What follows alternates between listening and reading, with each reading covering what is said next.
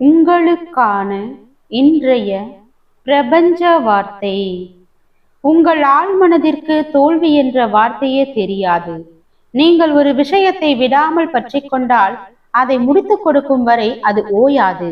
இதற்கு ஒரு மிகச்சிறந்த உதாரணம் மின்சார விளக்கை கண்டுபிடித்த தாமஸ் ஆல்வா எடிசன். அவர் அந்த விளக்கை கண்டுபிடிக்க 9999 முறை தோல்வி அடைந்தார் என்று உலகம் சொல்லும். ஆனால் எடிசன் தனது ஆழ்மனதில் அதை தோல்வியாகவே பார்க்கவில்லை. அவர் சொன்னார், நான் தோல்வி அடையவில்லை.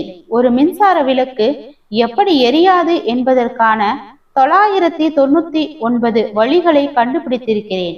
அவருடைய உள்மனதின் குரல் எப்போதுமே இது சாத்தியம் என்றே ஒலித்துக் கொண்டிருந்தது. ஒரு நாள் அவரது தொழிற்சாலை தீப்பற்றி எரிந்த போது கூட அவர் பதறவில்லை. என் தவறுகள் எல்லாம் எரிந்துவிட்டன, நான் புதிதாக தொடங்குவேன் என்று தனது ஆழ்மனதின் வலிமையால் சொன்னார். அந்த உறுதியே அவரை உலக புகழ்பெற்ற வெற்றியாளராக மாற்றியது. நாம் செய்யும் மிகப்பெரிய தவறு என்னவென்றால், ஒரு முறை ஒரு காரியம் கைகூடவில்லை என்றால் உடனே எனக்கு யோகம் இல்லை, என்னால் முடியாது என்று நம்முடைய ஆழ்மனதை காயப்படுத்துவதுதான்.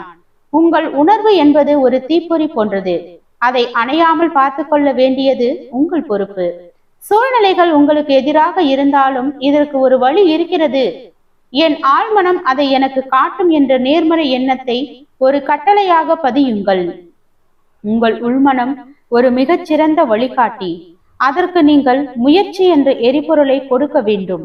பயம் வரும்போது தோல்வி என்பது ஒரு பாடம் மட்டுமே, வெற்றி என் இலக்கு என்ற நம்பிக்கையை பிடித்துக் கொள்ளுங்கள்.